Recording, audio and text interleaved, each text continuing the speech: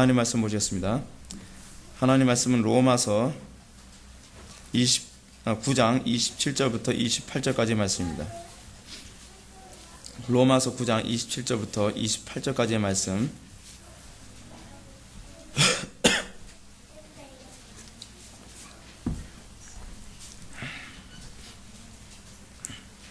다 찾으셨으면 제가 봉독하겠습니다. 또 이사야가 이스라엘에 관하여 외치되 이스라엘 자손들의 수가 비록 바다의 모래 같을지라도 남은 자만 구원을 받으리니 주께서 땅 위에서 그 말씀을 이루고 속히 시행하시리라 하셨느니라. 아멘. 이 시간은 칼빈주의 5대 강령 5번째 강의가 되겠습니다. 성도의 견인과 남은 자라는 제목을 가지고 하나님 말씀 증거하도록 하겠습니다. 성도의 견인과 남은 자.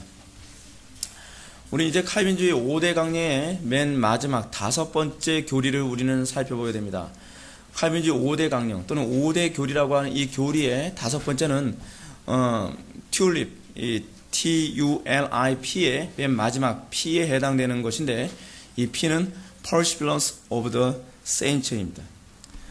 Perseverance of the Saints라고 하는 말은 성도의 견고한 인내라는 뜻입니다.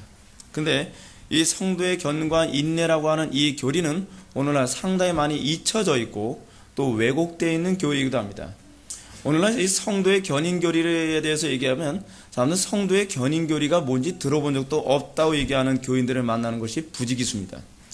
그리고 이 성도의 견인 교리에 대해서 들어봤다고 얘기를 해도 이 성도의 견인 교리를 오해하고 또 잘못 이해하고 있는 사람들이 또한 부지기수입니다. 이런 사실은 신학을 공부했다고 하는 신학생들에게도 성도의 견인교리에 대해서 물어봤을 때에 잘못 오해하고 있는 것을 우리는 흔히 보게 됩니다. 이 성도의 견인교리가 오해되어지게 된 아주 근본적인 이유는 무엇이냐면, 이 성도의 견인이라고 했을 때 이 견인이라고 하는 이 한자어를 잘못 이해해서 그렇습니다. 이 견인이라고 하는 말의 이 견자는 견고할 견자를 사용하고요. 굳을 견자. 그리고 이는 참을 인자를 사용합니다. 원래 이 성도의 견인의 이 견인은 바로 그 한자를 사용합니다. 근데 우리가 흔히 성도의 견인했을 때 이 견을 어떤 한자로 이해하고 있냐면 이끌 견, 이끌 인으로 이해하고 있는 것이 이것이 문제입니다. 그래서 많은 사람들이 성도의 견인을 어떻게 이해합니까? 우리가 한번 구원받으면 어떤 죄를 저질러도 결국 천국으로 이끌어 주신다라고 하는, 지극히 잘못 이해했을 때 이 무율법적인 개념으로 이 교리를 이해하는 경우에 얼마나 많은지 모릅니다. 그래서 이 알미니안주의자들은요, 이 성도의 견인 교리를 굉장히 혐오합니다. 혐오하는 이유가 뭐냐면 이 교리를 잘못 이해하고 있어서 그래요. 교리를 오해해서 이 교리를 혐오하고 있다는 것이죠. 그들이 어떻게 오해하고 있습니까? 이 교리는 악을 조장하는 교리라는 겁니다. 그래서 많은 사람들이 이 교리를 잘못 알고 있어서 어떻게 이해를 합니까? 난 한번 구원받았으니까 한번 구원받은 사람 절대로 지옥 안 간다며. 이 말은 맞는 얘기죠. 여기까지는 맞는 얘기인데, 그러니까 거기서 이제 소위 철학적인 용어를 사용했을 때 비약이 이루어지죠. 비약. 내가 한번 구원받았으면 절대로 지옥 가지 않으니까 나는 이제 막 살아도 되겠구나. 내가 비록 죄를 저질러도 나는 결코 지옥에 가지 않겠네. 왜냐하면 나는 의롭다 칭함을 받은 것이기 때문에. 내가 뭐 선해서 의롭다 칭함을 받았나? 나는 선하지 않지만 예수 그리스도의 의로 말미암아 내가 의롭다라고 칭함을 받은 것이니, 내가 죄를 좀 저질렀게 했으니, 내가 좀 율법을 어겼다고 한다 할지라도 나는 결코 지옥 가지 않는다라고 이렇게 사람들이 이해하게 되었다는 사실입니다. 그러나 이러한 이 교리에 대한 알미니안주의자들의 오해는 한 사람이 중생하여 구원받음이 과연 어떠한 의미를 가지고 있는지 모르고 있어서 나타나는 소리입니다. 여러분, 제가 여러분한테 분명히 말씀드립니다. 우리는 한 가지 교리에 대한 오리가 나타나는 아주 근본적인 이유가 뭐냐면, 자기 내면 본성의 변화를 경험하지 않았기 때문에 대부분 이런 진단이 나오게 되는 경우가 많습니다. 내면 본성의 본질적 변화가 나타나면 그렇게 이해될 수 없다는 것을 알게 됩니다. 이 교리를 그렇게 가르치면 의문을 갖게 되어 있어요. 왜냐하면 내가 구원받고 나선 나는 그렇게 이해되질 않기 때문에 그렇습니다. 근데 이 타락한 본성으로 이야기는요, 자꾸 그런 식으로 이해하고 싶은 거죠. 어떻게 해요? 한번 구원받으면 어떤 죄를 저질러도 어떻게 타락해도 결국 지장이 없다는 식으로 이해하게 되는 것이죠. 그러니까 이 알미니안주의자들이 자꾸 이 교리를 이런 식으로 이해하게 되어지는 이유는 바로 거기에 있습니다. 그들의 소위 중생한 사람들, 거듭난 사람들에게 이 내면 본성이 어떻게 작용하는지에 대한 이해가 부족해서 그런 것이죠. 성도의 견인을 말할 때 이는 성도가 죄를 범하더라도 천국에 갈 수 있다는, 이 죄를 저질러도 천국 갈 수 있다는 이 면죄부를 주는 것과 같은 그 천국의 보장성을 얘기하는 것이 아닙니다. 이는 오히려 참된 성도는 죄와 타협하지 않고 비진리와 타협하지도 않으며 어떤 고난과 어려움이 있다 할지라도 끝까지 인내함으로써 영적 순결을 지켜내고야 만다고 하는 순결성에 대한 보장입니다. 그러니까 이 교리를 우리가 바르게 이해해야 된다는 것이죠. 그러나 이런 가르침은 또한 오해해서요, 그러면 구원받은 사람은 죄를 안 짓는다는 얘기입니까? 라고 생각해서 또 곤란합니다. 성도는 천사가 아닙니다. 성도가 구원받았다 해서 그 순간 갑자기 천사가 되는 게 아니에요. 그들은 지속적인 성화를 요구합니다. 그들은 완전 성화가 되지 않습니다. 그들은 주님 오시는 그날까지 완전 성화가 되지 않고 끊임없이 온전한 성화를 위해서 달려가는 존재입니다. 그렇기 때문에 성도는 죄를 범하기도 합니다. 틀림없이 중생했음에도 불구하고 우리는 죄를 범하기도 하고 또는 쓰러지기도 하고 또는 낙심하기도 합니다. 우리는 틀림없이 중생했음에도 불구하고 예수님을 3번이나 부인했던 베드로처럼 쓰러지거나 넘어질 수 있습니다. 그것이 바로 성경의 가르침이기도 합니다. 이것은 하나님의 이 허용 작정이라는 개념에 여기에 포함되어 있습니다. 하나님께서 우리의 잘못을 우리가 쓰러지는 것 또한 허용하십니다. 근데 그 허용의 이유가 어디 있죠? 우리가 교만하지 않게 하기 위해서입니다. 그런 차원에서 우리에게 죄를 어느 정도 허용하시고 우리가 쓰러지는 것을 허용하시고 또는 때로는 좌절하는 것도 허용하시는 것이죠. 그래서 우리는 내 힘으로 거룩해지는 것이 아니라 오로지 하나님의 은혜로만이 우리가 거룩한 삶을 살 수 있다는 것을 끊임없이 자각하게 만들게 하는 것입니다. 성도의 견인교리가 말하는 궁극적 개념은 하나님의 허용이 우리들 하여금 완전히 타락하거나 진리를 완전히 배도한다거나 또는 신앙으로부터 완전히 떨어져 나가도록 방치하지 않으신다는 것을 의미하는 것입니다. 그러면 어떻게 성도들에게 이런 일이 가능하겠습니까? 그것은 성도가 개선된 존재가 아니라 성도가 변화된 존재이기 때문에 그렇습니다. 개선된 존재와 변화된 존재의 차이가 어디 있습니까? 개선된 존재라고 하는 것은 다시 그 과거의 타락한 상태로 돌아갈 수 있다는 것을 의미합니다. 마치 개선된 존재라고 하는 개념은 이거와 같습니다. 홍해 바다를 건널 때 홍해 바다를 하나님께서 가르시고서 건넌 것이 아니라 마치 배를 타고 건넜든지 다리를 타고서 건넌 것과 같은 개념입니다. 그런 사람들은 다시 하나님의 초월적인 은혜 없이 그들이 건넜기 때문에 어떻게 해요? 다시 돌아올 수도 있는 거죠. 그것이 개선입니다. 그들은 변화가 아닙니다. 그들의 삶의 변화는 또한 하나님의 초월적인 능력의 개입의 결과가 아니라 의지의 결과라고 그들은 보는 겁니다. 그러나 우리의 변화는 무엇입니까? 하나님께서 홍해바다를 가르시고 다시 애굽으로 돌아갈 수 있는 길을 원천적으로 차단한 것과 같은 것이 바로 우리의 중생의 상태입니다. 이것이 바로 회심이고, 회심은 우리의 내면 본성의 본질적 변화를 의미합니다. 그러므로 완전히 변화된 존재는 이전과는 다른 영을 소유한 존재들입니다. 완전히 변화된 존재는 이전으로 돌아갈 수가 없습니다. 완전히 변화된 존재는 더 이상 죄를 즐길 수가 없습니다. 완전히 변화된 존재는 더 이상 세상과 타협하고 세상과 한 몸을 이루는 것을 이전처럼 즐기며 살 수가 없는 존재라는 사실입니다. 그것이 바로 성도의 특징입니다. 그러면 우리가 확실하게 이해해야 될 것은 우리의 구원받음이 우리의 의와 결단에 의해서 생겨진 단순한 신분상만의 변화는 아닙니다.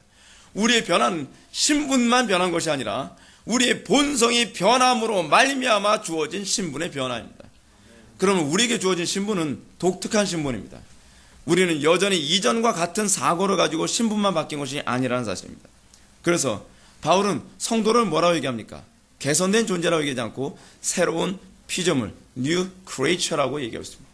성도는 새롭게 변화된, 새롭게 창조된 존재입니다. 새롭게 창조된 존재라는 것은 이전과 다른 존재라는 것을 의미합니다. 그러므로 우리는 이전의 삶으로 돌아갈 수가 없습니다. 성경이 이렇게 얘기합니다. 소위 거듭나지 않고 개선만 되어진 존재들은 그들은 죄를 저지르고 또다시 흙탕물로 들어가는 개, 돼지와 같은 존재라고 얘기합니다. 성도는 그런 존재가 아닙니다. 성도는 결코 진리를 짓밟지 않습니다. 성도는 진리를 알고 다시 돼지처럼 그 시궁창물이 그리워서 시궁창으로 다시 돌아가는 그런 존재가 될 수가 결코 없다는 사실입니다. 우리의 구원의 보장성에 대한 근거가 바로 여기에 있습니다. 그럼 우리가 구원받기 이전과 아무런 차이가 없더라도 구원이 보장된다는 것은 결코 거짓된 교리입니다. 이것은 기독교의 가르침이 아니고 이것은 성경의 가르침도 결코 아닙니다. 그러므로 로레인 베트너는 성도의 구원의 보장성에 관해서 다음과 같이 얘기합니다. 제 아무리 오류의 홍수가 땅을 뒤엎고 사단이 온 세상의 권세와 힘을 다하여 공격하고 또한 그들 자신의 죄악이 그들을 역습한다고 해도 그들은 멸망하지 않는다. 오히려 끝까지 끝까지 견고하게 인내하여 창세로부터 그들을 위해 예배된 하늘의 주거 즉 처소를 유업으로 받을 것이다. 이런 의미에서 하늘에 있는 성도들이 이 세상에 있는 성도들보다 더 행복하긴 하지만 그 안전함에 있어서는 서로 동일하다 하겠다. 이것이 바로 성도의 견인입니다. 성도의 견인이 말하고자 하는 성도의 구원의 불변성은 성도들이 이 땅에서 죄를 짓는데 안전성이 보장됐다는 겁니다. 그들은 더 이상 죄를 짓지 않도록, 그들은 타락하지 않도록 보장된 겁니다. 그들은 소위 죄를 짓는 데서 면죄부를 부여받은 존재가 아닙니다. 그들은 죄를 더 이상 짓는 데 있어서 완전히 타락하도록 짓지 않도록 하나님께서 보장해 주신다는 사실입니다. 성도는 결코 주님의 곁을 완전히 떠날 정도로 타락할 수 없다는 것을 의미합니다. 그가 만약에 타락해서 주님의 곁을 떠났다면 그에게는 하나님의 은혜가 없다는 것이 입증된 것 뿐입니다. 이 교리는 오히려 성도가 새로운 피조물이 되어 거듭났기 때문에 이전과는 구분된 삶을 살도록 하나님께서 죄와 환경을 극복할 수 있도록 그들에게 은혜를 베풀어 주실 거라는 것을 의미합니다. 따라서 성도의 견인 교리는 성도에게 타락을 허용하는 교리라고 생각해서는 안 됩니다. 이것은 이 교리를 잘못 오해한 겁니다. 이 교리는 오히려 정반대로 성도가 죄로 가득한 세상에서 끝까지 인내하며 승리케 하시는 하나님의 은총을 높이는 교리입니다. 뿐만 아니라 이 교리는 죄와 환경의 장애 앞에서 끝까지 인내하지 못하고 세상에 적당히 타협하며 세속되어가는 교인들에게 하나님의 진노의 경종을 울리는 교리이기도 합니다. 그래서 이 교리가 의미하는 두 가지 양면성이 있습니다. 성도의 교리는 첫 번째로는 구원의 보장성을 의미하지만 두 번째로는 참된 성도와 거짓된 성도를 구분하는 기준을 제시하는 교리라고 보아야만 합니다. 그러므로 우리는 이 교리를 들으면서 오히려 뭘 생각해야만 합니까? 더 두려워야만 합니다. 우리가 견고하게 끝까지 우리가 믿음을 지키지 않는다면, 우리가 하나님의 말씀이 무엇이 옳다라고 알면서도 그것을 지켜내지 못한다면 내 속에 은혜가 없는 것이구나 라고 우리는 생각해야 된다는 사실입니다. 따라서 우리가 정상의 성도라면 성도의 견인교리를 대할 때 바울이 말한 것처럼 그런즉 선줄로 생각하는 자는 넘어질까 조심해야만 합니다. 우리가 조금 신앙생활 잘하는 것 같아도 여러분들 바람이 불고 창수가 내리고 그리고 폭풍이 일 때 흔들리지 않는 믿음이, 그것이 바로 하나님의 은혜가 주어진 성도의 견인교리가 얘기하는 신앙이기도 합니다. 조금 어려움이 있으면 또 타협하고, 조금 어려움이 있으면 진리를 변질시키고, 조금 어려움이 있으면 주저앉아 버리는 것, 그것은 신앙이 아니라고 하는 것을 그들에게 경종을 울리는 두려워해야 될 교리가 바로 이 교리입니다. 이렇게 제가 성도의 견인교리를 변화하려 하면 어떤 사람은 다음 같은 질문을 던질지도 모르겠습니다. 만약 어떤 사람이 신앙생활을 잘 하다가 막판에 그가 신앙이 꺾였다든지 그가 세상에 타협했다고 한다면, 그는 결국 믿음이 없는 사람이라는 것이 입증되었다라고 얘기한다면 우리는 과연 어떻게 내가 진정한 믿음을 소유한 사람인지 아닌지 알 수 있겠습니까? 우리는 그런 얘기를 하기 쉽지 않겠습니까? 그런데 이 교리가 의미하는 바는 분명합니다. 이 교리가 의미하는 바는 우리로 하여금 어디에 초점을 맞추고 있는 겁니까? 우리가 항상 하나님의 은혜로부터 떨어질까 두려워하라라고 하는 긴장감을 우리들에게 불러일으키기 위함입니다. 모든 교리는 여러분들에게 뭐하게 만들어야 돼요? 기도하게 만드는 교리가 올바른 교리입니다. 모든 교리는 여러분들을 긴장하게 만들어야만 합니다. 그것이 올바른 교리의 특징입니다. 이 두 가지 특징을 가지고 있지 않은 교리는 다 거짓된 교리로 판명될 것입니다. 이 교리가 의미하는 또 다른 의미가 있습니다. 그것은 무엇입니까?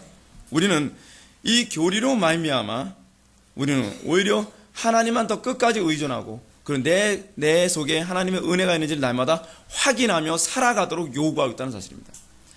우리는 한 번 구원받았으니까 더 이상 구원에 대해서는 생각할 필요가 없어 라고 생각한다면 그것은 성경이 얘기하는 가르침이 아닙니다. 오히려 우리는 내가 구원받았다고 하는, 내 속에 하나님의 생명이 있다고 하는 것을 날마다 뭐하기를 성경은 우리들에게 요구하고 있습니까? 확인하라는 겁니다. 확인하라. 그리고 존 오웬은 다음과 같은 말로 반박합니다. 하나님은 이러한 경우들로 믿는 자들을 시험하시다 우리는 대답할 수 있다. 이런 시험을 통해서 우리는 더욱 깊은 하나님의 은혜 안에 들어가게 되고 또한 믿음이 더욱 강해질 것이다. 그렇습니다. 우리는 이렇게 중도에 신앙생활 하다가 신앙의 세계에서 떨어져 버리는 많은 사람들을 보게 될 때에 우리는 두려움을 갖게 됩니다. 혹시 나도 내가 믿음이 있노라 하면서도 내가 믿음이 없음이 입증되지 않으면 어떻게 할까? 내가 믿음이 있다고 생각했는데 끝까지 인내하지 못하고 내가 주님을 부인하면 어떻게 할까? 항상 대비하지 살아야 되는 것 아닙니까? 항상 대비하게 만드는 것. 발등에 불이 떨어져야만 신앙생활하는 것은요, 그것은 미련한 다섯처녀와 같은 사람입니다. 우리는 미련한 다섯처녀가 아니라 슬기로운 다섯처녀처럼 항상 은혜를 쌓아놓고 우리가 은혜를 받지 못할 때까지도 대비하듯이 우리는 기도하면서 살아가는 그런 긴장감을 가지고 살아가는 그런 존재여야 되는 거 아닙니까? 신앙생활 할 때 제발 아슬아슬하게 신앙생활하지 마십시오. 오늘 하루 영적 생활을 간신히 유지할 정도로 그렇게 기도 생활하지 마십시오. 경건 생활을 유지할 때는 항상 흘러 넘치게 소위 충만이라고 하는 개념이 항상 여러분 속에 나타날 정도로 그렇게 생활하십시오. 우리가 평안할 땐 더 많이 기도해야만 합니다. 우리가 기도할 수 있는 시간이 있을 때 우린 더 많이 기도해야만 합니다. 건강할 때 그때야말로 더 많이 기도해야 될 때입니다. 젊을 때 그때야말로 더 많이 기도해야 될 때입니다. 우리가 정작 슬플 때, 우리가 정말 괴로울 때, 우리가 낙심될 때 평소에 기도하지 않은 사람은 그렇게 기도할 힘을 결코 얻을 수가 없습니다. 우리는 항상 이 대비하듯이 살라고 하는 것이 성경의 가르침이라는 것을 기억해야만 합니다. 오늘은 제발 졸지 마십시오. 제가 목이 지금 잠겨서 졸고 그러면 신경이 쓰여요. 신경이. 그러니까 제발 좀 졸지 마시고 좀 말씀에 좀 집중해 주시기 바랍니다. 성도의 견인교리에서 우리가 결코 자신의 현재 신앙에 만족하거나 안주하지 않도록 우리들에게 요구하고 있다는 것을 우리는 기억해야만 합니다. 또 삶 속에서 치르게 되는 수많은 믿음의 선한 싸움에서 날마다 승리를 선포함으로써 자신의 믿음이 날마다 그리스도에게 속하였는지 날마다 확증하는 계기로 삼아야만 합니다. 하나님께서 왜 여러분들에게 어려움을 주십니까? 왜 하나님께서 난관을 주십니까? 왜 하나님께서 여러분들에게 도무지 여러분들의 힘으로는 극복할 수 없는 환경을 허락하십니까? 그 이유는 여기에 있습니다. 내 속에 하나님의 생명이 있는지 확인해 보라는 것입니다. 우리 힘으로 감당할 만한 시험을 하나님께 주신 적이 없습니다. 제가 항상 느끼는 게 그것입니다. 하나님의 은혜 아래 있을 때라야만 감당할 만한 시험을 주십니다. 그것이 성경이 우리들에게 요구하는 바입니다. 여러분들 이렇게 얘기했죠. 성경에 우리가 감당할 시험밖에 주신 적이 없지 않습니까? 이 교리조차도요, 이 가르침을 여러분들 이해할 때 솔라 그라티아, 오직 은혜 교리를 염두에 두지 않고 그 문맥만을 가지고 해석하게 되면 뭐가 돼요? 알미니안주의자들이 되는 겁니다. 우리의 의지를 가지고 감당할 수 있는 시험을 얘기하는 겁니까? 우리 신앙의 선배들이 자기의 의지를 가지고 감당할 만큼 그렇게 허술한 시험 받은 적이 있습니까? 아니에요. 우리는 항상 한 가지 성경의 가르침을 봤을 때 그 성경의 가르침이 신과 성경 전체의 통일성에서 위배되지 않는다는 관점에서 봐야만 합니다. 저는 저에게 주어진 많은 어려움과 시험을 볼 때요, 제 힘으로 제 의지로 감당할 수 있는 시험 좀 받아본 적이 없습니다. 전 너무나 무리한 시험을 하나님께서 하시는 거 제가 많이 보게 됩니다. 근데 그 시험을 항상 감당할 때 무엇으로 이기게 됩니까? 마틴 루터 종교개혁들이 내 힘만 의지할 때는 패할 수밖에 없네. 그렇습니다. 성도의 견인교리가 의미하는 바는 이것입니다. 내 힘으로는 결코 감당할 수 없고 인내할 수 없으나 내 속에 하나님의 생명이 있기 때문에, 내 속에 하나님의 은혜가 있기 때문에 내가 감당할 수 있다는 것을 고백해야 되는 것입니다. 그걸 통해서 성도의 견인교리는 나를 끝까지 인내케 하시는 하나님의 은혜를 찬미케 하는 교리입니다. 이것을 통해서 우리는 두 가지 토끼를 잡게 됩니다. 하나님께서 요구하는 바가 이것입니다. 첫 번째는 성화이고 또 하나는 뭡니까? 확신교리입니다. 구원의 확신. 우리는 세상 사람들이 도무지 극복할 수 없는 것을 우리가 극복하면서, 믿음으로 극복하면서 우리는 어떻게 됩니까? 세상과 구분되어집니다. 또 우리는 하나님의 말씀대로 살면서 세상 사람들은 도무지 극복할 수 없는 것을 우리가 믿음으로 극복하면서 우리는 뭘 경험하게 됩니까? 내가 정말 구원받은 사람이고 내 속에 하나님의 생명이 여전히 숨쉬는 존재라는 것을 우리는 확인할 수 있게 됩니다. 여기서 우리는 구원의 확신 교리가 더욱더 명쾌하게 우리에게 세워진다는 것을 알 수가 있습니다.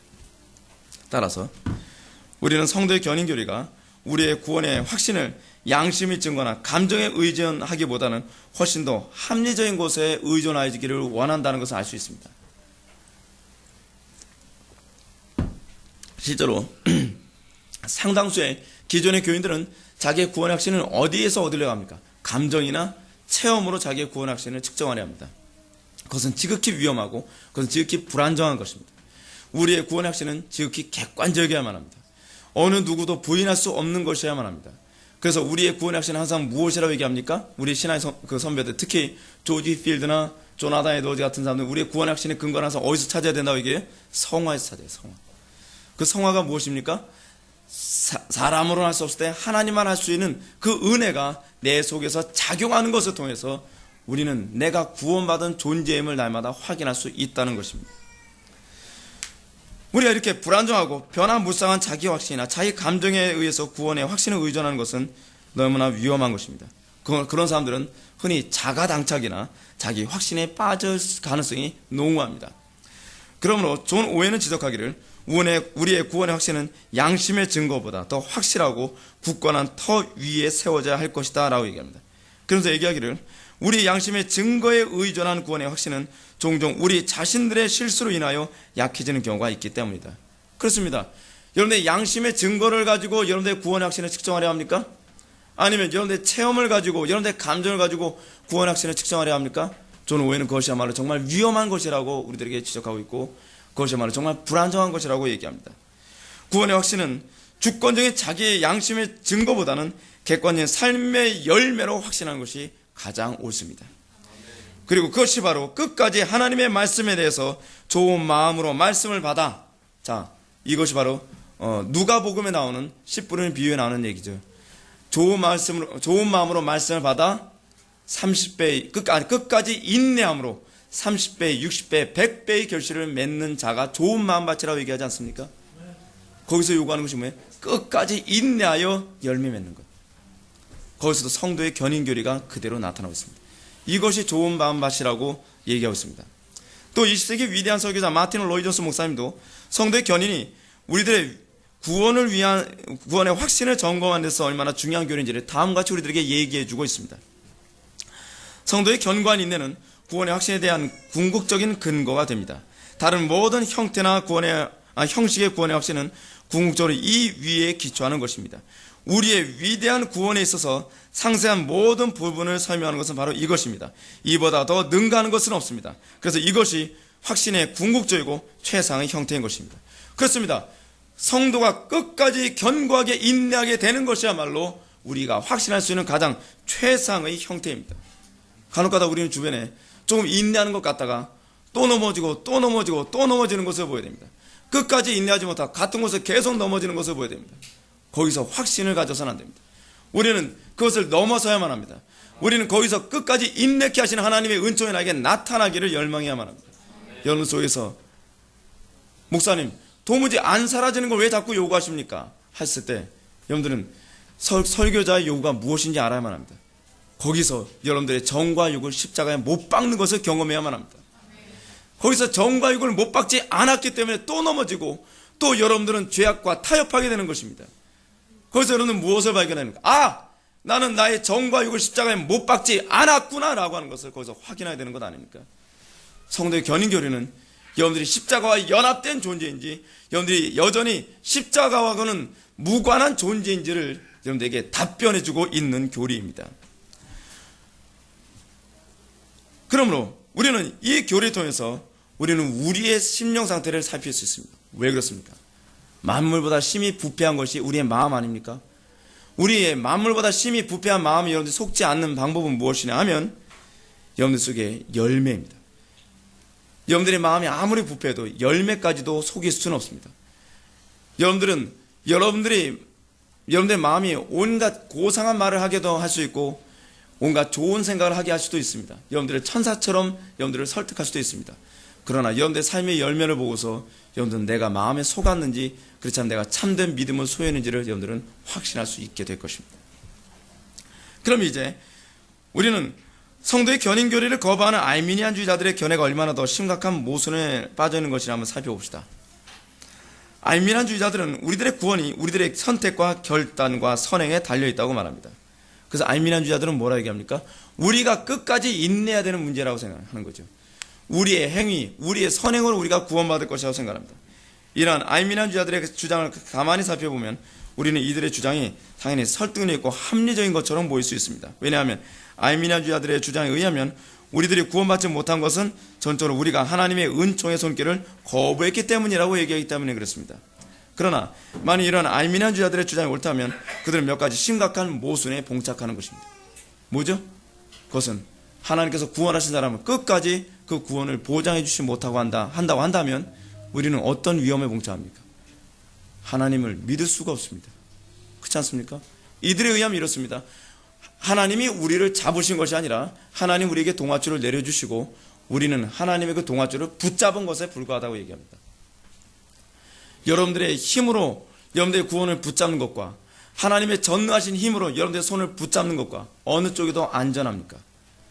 우리는 우리의 힘으로 구원을 붙잡는 것이 얼마나 불안정한 상태인지 알아야만 합니다. 제가 언젠가도 여러분한테 언급했었죠. 아들이 그 벼랑에서 떨어지려 합니다. 그랬을 때 아들이 그 벼랑에서 떨어지려 할 때에 이 나뭇가지를 붙잡고 있는 상태에서 스스로 살아나오기를 바라는 것과 아버지가 강한 팔로 그 아들의 손을 꽉 붙잡는 것과 어느 쪽이 더 안전하겠습니까? 여러분, 이 교리는 굉장히 심각한 문제를 우리들에게 내포하고 있습니다. 이 구원의 이 불안정성이라고 하는 것으로 자동적으로 이 도출되어지는데 이 교리로 말미암아 우리는 이런 문제가 발생하게 됩니다. 여러분, 예를 들어서 여러분들이 노년에 기력이 다 쇠해지고 정신이 희미해질 때 여러분들이 구원에 관한 어떻게 보장받을 수 있겠습니까? 젊을 때야 여러분들이 이렇게 얘기할 수 있을 겁니다.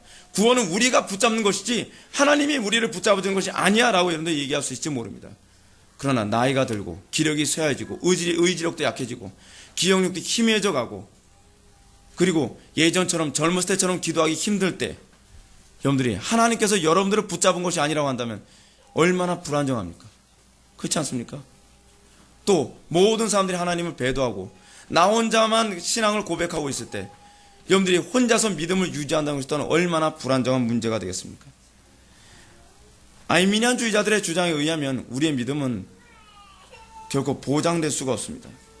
극심한 환난과 또 재난과 고통에 닥치게 될 때 여러분들과는 어떻게 이것을 이길 수 있겠습니까? 마태복음 24장 8절부터 14절의 말씀을 한번 보면 이런 말씀을 하겠습니다. 이 모든 것은 재난의 시작이라. 그때 사람들이 너희를 환난에 넘겨주겠으며 너희를 죽이리니 너희가 내 이름 때문에 모든 민족의 미움을 받으리라. 그때 많은 사람이 실족하게 되어 서로 잡아주고 서로 미워하겠으며 거짓 선지자가 많이 일어나 많은 사람을 미혹하였으며 불법의 성행함으로 많은 사람의 사랑이 식어지리라. 그러나 끝까지 견디는 자는 구원을 얻으리라. 뭘 얘기하죠? 성도의 견인을 얘기하고 있습니다. 끝까지 견디는 자만 구원을 얻는다는 겁니다. 자, 끝까지 견딘다는 이 교리를 알미니안주의로 한번 해석해 봅시다. 여러분들의 의지로 끝까지 견디는 자만 구원을 얻는다고 여러분들 생각한다면 여러분들 끝까지 견딜 자신 있습니까? 전 없습니다. 전 제 힘으로 끝까지 믿음 지킬 자신 없습니다. 환란이 극심하다고 얘기하고 있거든요. 우리에게 수많은 고문도 있을 수 있을 거라고 얘기하고 있거든요. 상상할 수 없을 만큼 큰 어려움과 또는 외로움과 낙심과 좌절감에 빠질 수 있다고 얘기하고 있거든요. 이 성경 말씀에 의하면 모든 민족들에게 미움을 받을 거라고 얘기합니다. 또 많은 사람들이 시험에 빠져서 서로 잡고 잡아주게 되는 현상이 나타날 거라고 얘기합니다. 또 거짓 선지자들이 여러분들을 미혹해서 여러분들이 가지고 있는 교리적인 가르침에 대해서 혼란을 야기하게 될 것이라고 얘기합니다. 끝까지 믿을 수 있습니까? 끝까지 여러분들 믿음 지킬 자신 있습니까? 여러분들은 우리의 힘으로 이걸 끝까지 붙잡을 수 없다는 것을 알 수 있게 될 겁니다. 알미니안주의자들의 교리는 얼마나 위험합니까? 우리는 구원받았으나 또다시 구원에서 이탈될 수 있다고 얘기하고 있으니 이것이 얼마나 위험한 교리가 아닐 수 있겠습니까? 물론 타고난 의지가 강한 사람들은 난 그래도 할 수 있어 라고 얘기할지도 모르겠습니다. 그러나 타고난 의지가 박약하다거나 인내력이 부족한 사람들은 그러면 구원받지 못할까요? 그들은 천국까지 못한다는 얘기입니까? 그렇지 않습니다. 우리는 성경에 보게 되면 어린아이도 끝까지 믿음을 지키는 것을 우리는 보게 됩니다. 그리고 의지가 박약한 사람도 우리는 구원받게 되는 것을 우리는 보게 됩니다. 또는 노인들도 구원받고 있는 것을 보게 됩니다. 모든 면에서 정말 하나님의 은혜 안에서 은혜가 아니면 구원받기 힘들 만큼 연약한 사람도 우리는 구원받고 있는 것을 우리는 보게 됩니다. 이 교리야말로 그렇기 때문에 우리에게 소망이 됩니다. 알미니안주자들이 자꾸 이것을 거부하려고 하는 이유 중 하나는 뭐냐면 선택과 예정 교리를 거부하고 싶어서 그런 겁니다. 하나님께서 우리를 선택하셨고 하나님께서 우리를 붙잡으셨다라고 하는 이 교리를 거부하고 싶어서 그들은 내가 믿은 것이고 내가 하나님을 붙잡은 것이다라고 자꾸 주장하기를 원하는 겁니다. 그러나 선택과 예정 교리를 부정함과 동시에 우리의 구원은 불안정해지고, 그리고 여러분들이 비록 아무리 잘 믿었어도, 젊었을 때 여러분들이 아무리 신앙생활을 잘했다 할지라도 여러분들이 노년에 여러분들이 나이가 들어서 기력이 쇠해지고 마음이 약해지고 정신이 혼미해질 때, 그때도 여러분들이 구원을 받을 수 있을 것이라고 우리는 결코 확신할 수가 없게 된다는 것이죠. 또 환난이나 핍박이나 악한 영의 공격이나 수많은 고통 가운데서도 어떻게 자신의 신앙을 끝까지 지킬 수 있는지 우리는 장담할 수가 없습니다. 아니, 다른 사람은 몰라도 젊고 의지 강하다고 하는 베드로조차도 예수님을 몇 번씩이나 부인했습니까? 3번이나 부인하지 않았습니까? 장담했습니다. 여기서부터도 우리는 장담할 수 없는 것이 우리의 신앙이라는 것을 우리는 알 수 있지 않습니까? 그런데 우리가 성도의 견인교리를 부인하면서 신앙생활을 우리가 안심 있게 할 수 있다고 생각합니까? 그럴 수 없습니다. 그럼 우리는 이제 성도의 견인, 다시 견고한 인내라는 교리가 우리들의 믿음을 얼마나 견고하게 하는 교리인지 살펴보고자 합니다. 오늘 본문을 보면 바울은 다음과 같이 이사야 예언을 언급합니다. 또 이사야가 이스라엘에 관하여 외치되 이스라엘 자손들의 수가 비록 바다의 모래 같을지라도 남은 자만 구원을 받으리니 주께서 땅 위에서 그 말씀을 이루시고 속히 시행하시리라 하셨느니라. 아멘. 그래서 바울은 남은 자의 구원을 언급하고 있습니다. 이 구절은 바울이 이사야 10장 21절부터 22절의 말씀을 인용하고 있는 것입니다. 그러면 이사야서 10장 21절부터 22절의 말씀을 제가 다시 한번 읽겠습니다. 남은 자 곧 야곱의 남은 자가 전능하신 하나님께로 돌아올 것이라. 이스라엘이여 내 백성이 바다의 모래 같을지라도 남은 자만 돌아오리니 넘치는 공의로 파멸이 작정되었습니다. 이 남은 자 사상에서는 두 가지를 우리들이 얘기합니다. 뭐냐면 파멸의 작정과 파멸 속에서도 반드시 구원받게 되어지는 소수의 무리들을 얘기하고 있습니다. 우리는 이 파멸의 작정이 너무나 엄청난 것이기 때문에 하나님의 은혜가 아니어서는 결코 그 믿음을 지킬 수 없고 결코 구원을 보장할 수 없다고 하는 것을 알 수 있습니다. 이 본문은 이사야가 아수르 포로 생활에는 이스라엘에 관하여 언급하고 있습니다. 근데 이사야는 뭐라고 얘기하냐면 아수르의 포로 가운데 있는 이스라엘 백성들 가운데서 모든 사람들이 다 구원받을 것이 아니라 남은 자만 구원을 얻게 될 것이다 라고 얘기합니다. 그러면 그 남은 자는 과연 어떤 사람입니까? 남은 자가 되는 근거는 과연 무엇입니까? 그것은 언약 성취를 반드시 이루시는 하나님의 주권과 신실함에 근거합니다. 즉 하나님께서 아브라함에게 약속하신 언약의 성취를 위해서 하나님께서 마치 그루터기처럼 남겨놓은 그 남은 자만을 하나님께서 끝까지 보존하시겠다는 얘기입니다. 여기서 우리가 발견해야 되는 중요한 개념이 있습니다. 그것은 그 남은 자가 남은 자일 수밖에 없는 것은 오로지 하나님의 주권과 그 언약의 성실성에 기인한다는 사실입니다. 이게 무슨 얘기냐면 여기에 남은 자들은 의지가 강력한 소수의 남은 자가 아닙니다.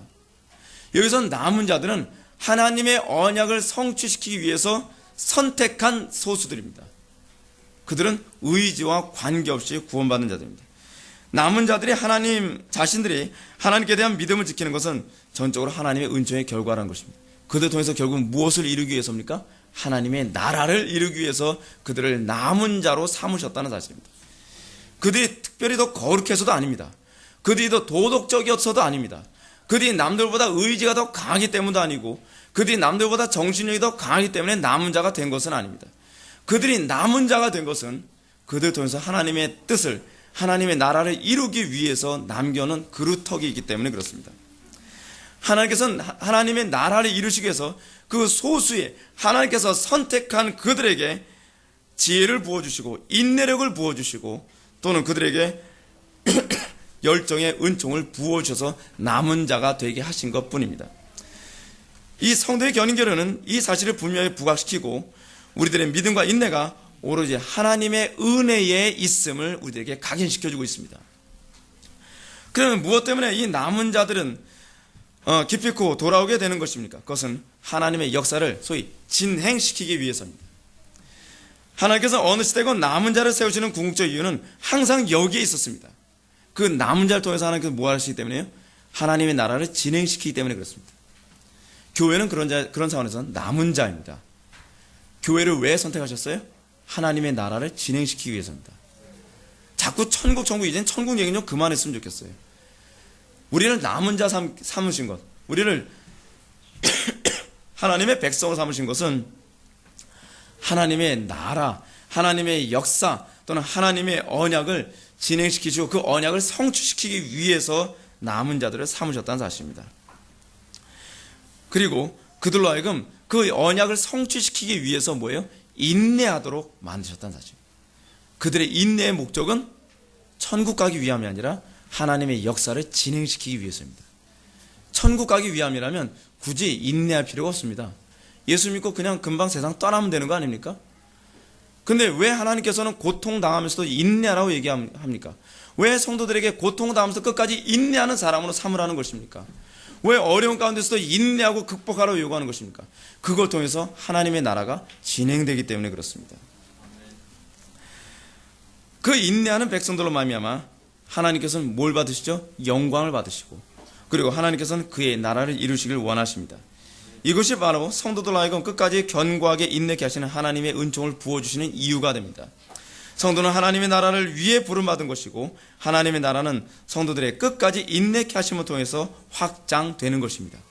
성도들의 끝까지 인내케 함 없이는 하나님 나라가 확장돼야 안 돼요? 안 돼요. 사도행전에서 아벳느고가 풀불 앞에 쓴 것으로 하나님 나라가 확장되는 것이 아니라 풀불 안에 들어가는 인내까지 있을 때 하나님 나라가 확장됐던 것처럼 또 다니엘이 단순히 자기가 습관을 쫓아 기도하는 것으로 하나님 나라 확장된 것이 아니라 그가 사자굴에 들어가기까지 그가 인내함으로써 하나님 나라가 확장됐던 것처럼 하나님께서 우리에게 인내하기를 요구하시는 것은 단순히 우리를 천국 가게 하기 위해서가 아니라 우리를 통해서 하나님 나라의 그 역사를 진행시키기를 원하셔서 그런 것입니다. 따라서 요한계시록 볼 때 성도란 이 성도에 대해서 아주 정확하게 잘 얘기해 줍니다. 예수의 증거와 하나님의 말씀으로 인하여 목뱀을 받은 자들이라고 얘기하고 있습니다. 그리고 인내의 말씀을 지킨 자들이라고 얘기하고 있습니다. 그것이 성도입니다. 성도는 인내하는 존재로 나타납니다. 근데 왜 인내해요? 예수의 말씀 때문에 또 예수의 증거 때문에 그들은 인내하는 존재입니다. 그것으로 말미암아 그 백성들로 말미암아 그 인내하는 존재들로 말미암아 하나님의 역사는 진행되고 말 것입니다. 우리의 신앙의 선배들이 얼마나 인내했습니까? 우리는 지금 종교개혁주의를 맞이했습니다. 우리가 종교개혁주의에서 굉장히 정신을 똑바로 차리고 기억해야 될 것이 뭐냐면 우리 종교개혁자들이 하나님의 뜻을 이루기 위해서 얼마나 인내한 존재들이었는가를 우리는 생각해야만 합니다. 그들이 인내하지 않았다면 우리는 이렇게 개혁된 신앙을 전수받을 수 없었을 것입니다. 마틴 루터가 종교개혁을 할 때에 마틴 루터의 종교개혁은 많은 인내를 요구했습니다. 칼빈이 종교개혁을 할 때에 칼빈은 많은 인내를 했어야만 했습니다. 많은 사람들이 자기의 가르침으로 말미암아 죽어가는 것을 감수해야만 했었고 또 자기가 하나님의 말씀을 바르게 증거하는 것으로 말미암아 오는 많은 핍박과 고난과 좌절을 또한 극복하고 인내했어야만 했습니다. 그 이후에 17세기 때에 청교도들은 또한 그 개혁자들의 가르침을 끝까지 지켜내기 위해서 많은 사람들이 죽게 되었고 또한 감옥에 갇히기도 하였고 굶기도 하였고 또는 가족들이 뿔뿔이 흩어지게 됐습니다. 그러나 그들은 그 열매를 맺기 위해서 인내의 말씀을 끝까지 지키는 자들로 나타났습니다. 하나님 나라 역사는 어떻게 진행되어집니까? 단순히 어떤 지식을 나열하고 누구를 가르침으로써 하나님 나라가 확장되지 않았습니다. 하나님의 나라는 그 말씀을 받고 그 예수의 증거로 말미암아 끝까지 인내하는 자들, 끝까지 인내함으로 말미암아 그 신앙이 다음 세대에 전수되어지고 또 전수되고 전수됐던 것입니다. 이제 21세기를 맞이해서 우리 회복의 교회가 추구해야 될 바는 무엇입니까? 그것은 끝까지 견고하게 인내하는 태도를 견지하는 것입니다. 하나님 나라 회복을 위한 헌신, 부흥, 개혁, 그거 말이 좋아서 개혁이고 말이 좋아서 부흥이죠. 그냥 주어지지 않습니다. 어떤 사람에게 부흥이 주어집니까?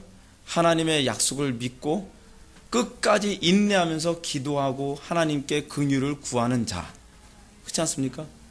하나님의 말씀을 증거할 때마다 많은 핍박과 어려움과 미움과 그리고 모든 고통을 다 겪음에도 불구하고 끝까지 인내하며 그 길을, 그 가시밭길을, 십자가의 길을 계속 걸어가는 자, 그런 사람들을 통해서 하나님 나라는 진행되어져 가는 것입니다. 그것이 하나님 나라 백성입니다.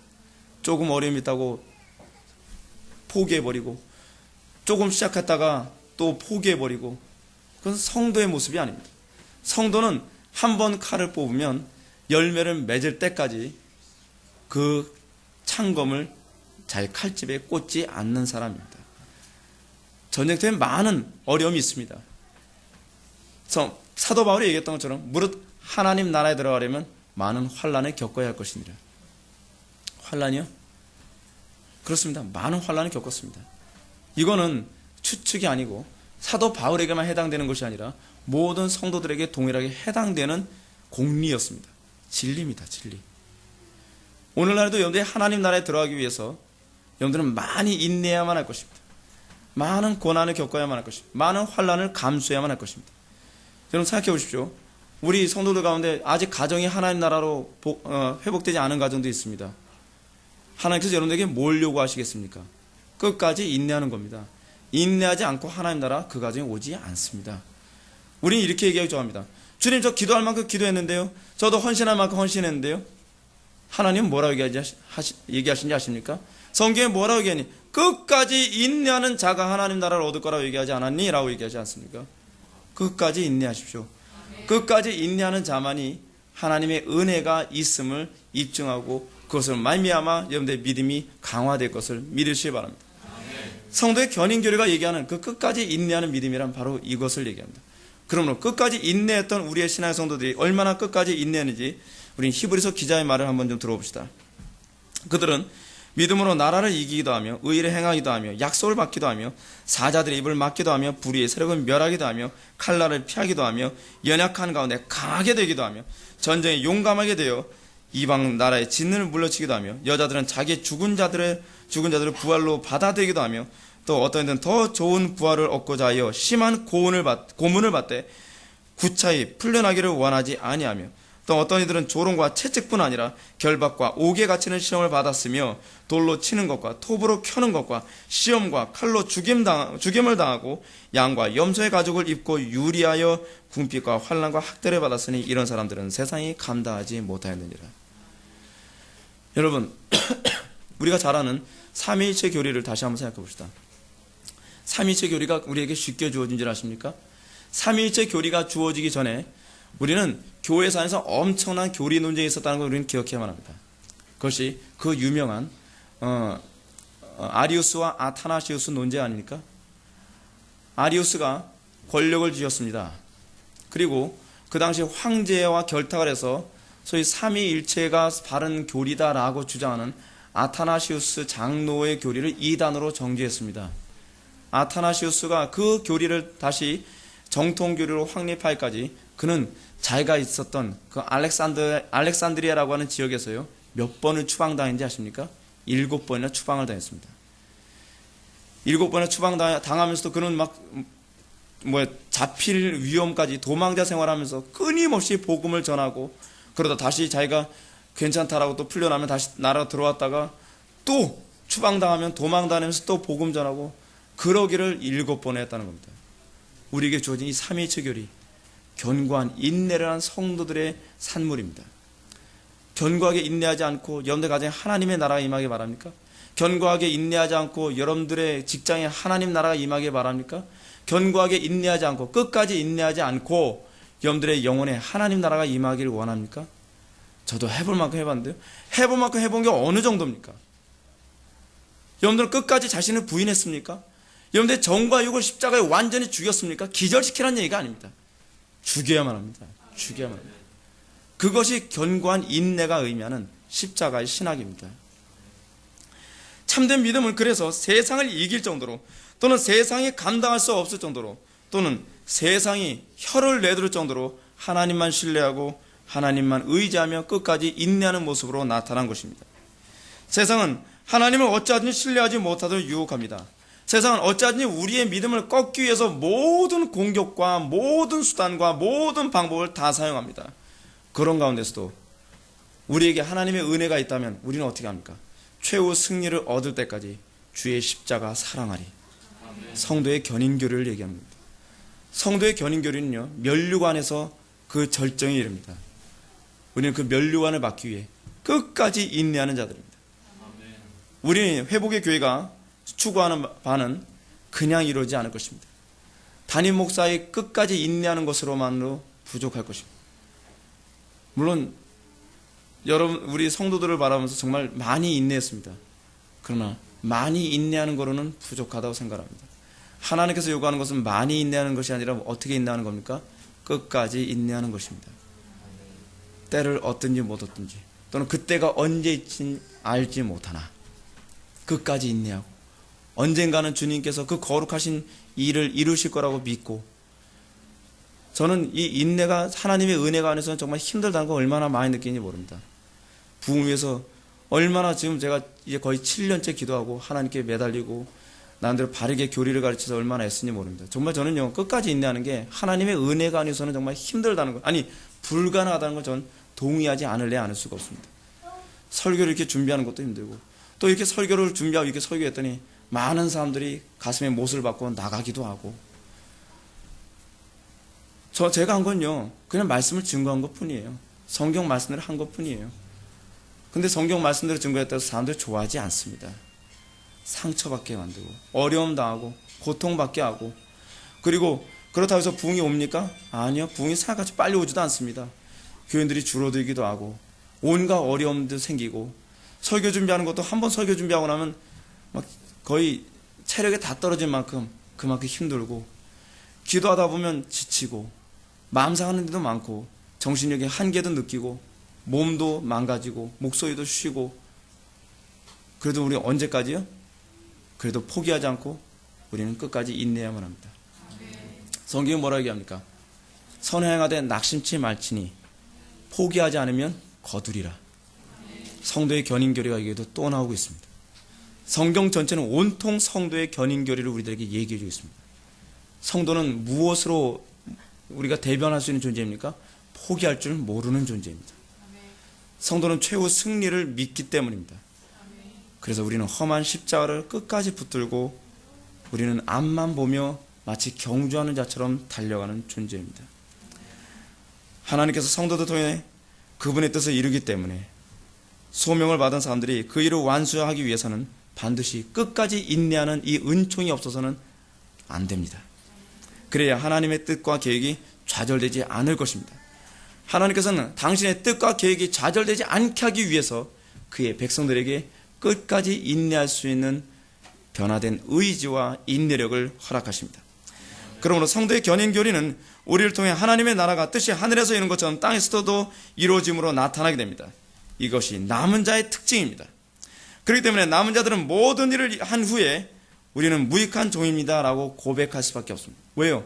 그들의 인내는 그들의 의지의 결과가 아니라 하나님의 은혜의 결과였기 때문에 그렇습니다. 그래서 성도는 어떻습니까? 마지막 때에 면류관 가지고 누구에게 드립니까?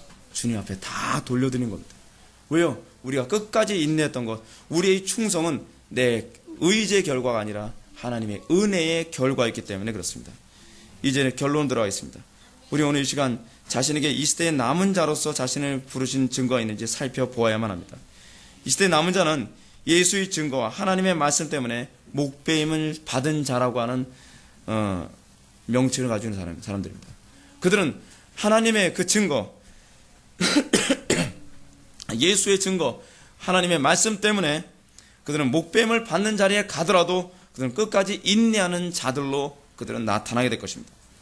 우리들은 과연 이러한 믿음과 인내의 은총이 얼마나 나타나고 있는지 살펴보아야만 합니다. 성경 우리들에게 말씀하시기를 너희가 믿음 안에 있는가 너희 자신을 시험하고 너희 자신을 확증하라. 예수 그리스도께서 너희 안에 계신 줄을 너희가 스스로 알지 못하느냐? 그렇지 않으면 너희는 버림을 받은 자니라 라고 얘기했습니다. 여러분들 과연 믿음이 있는지 확증할 수 있습니까? 이 질문에 대하여 여러분들은 분명하게 대답할 수 있는 교리가 바로 성도의 견인교리라는 것을 알고 계십니까? 그렇습니다. 우리는 바로 이 진리 위에서 또 하나님의 영광에서 끝까지 인내하고 열매를 맺기까지 우리는 포기할 줄 모르는 존재로 부름받은 존재입니다. 그리고 우리는 이것이 나타나기를 열망하고, 그리고 단회적으로 우리에게 이 열매가 나타났기 때문에 그것으로 만족하고 더 이상은 우리가 인내하지 않는 존재가 아니라 이 인내가 주님 오시는 그날까지 계속 지속되기를 열망하는 존재가 되어야만 합니다. 우리는 선줄로 생각하는 자는 넘어질까 또한 조심해야만 합니다.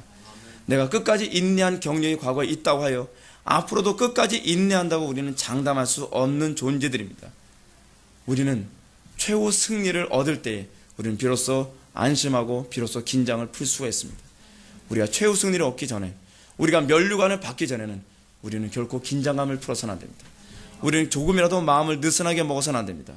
최후 승리를 얻을 때까지 주의 십자가 사랑하리, 빛난 면류관 받을 때까지 주의 십자가 사랑하리. 다 같이 기도하시겠습니다. 거룩하시고 자비로우신 하나님, 우리 마음속에 하나님의 나라와 영광 위에 끝까지 인내할 수 있는 믿음을 허락하여 주옵소서. 내 힘만 의지할 때는 패할 수밖에 없음을 고백합니다. 하나님의 은혜만을 의지합니다. 세상은 날이 갈수록 악해져 가건만 우리가 하나님의 은혜 없이는 이 땅에서 결코 빛과 소금의 역할을 감당할 수 없는지라오니, 우리가 세상이 감당할 수 없는 그리스도인으로 나타나기 위하여 하나님의 은혜를 풍성하게 부어주시고, 그래서 우리를 통하여 하나님 나라의 역사가 강력하게 진행될 수 있도록 은혜 베풀어 주옵소서. 예수님의 거룩하신 이름으로 간절히 간구하고 기도하옵나이다. 아멘.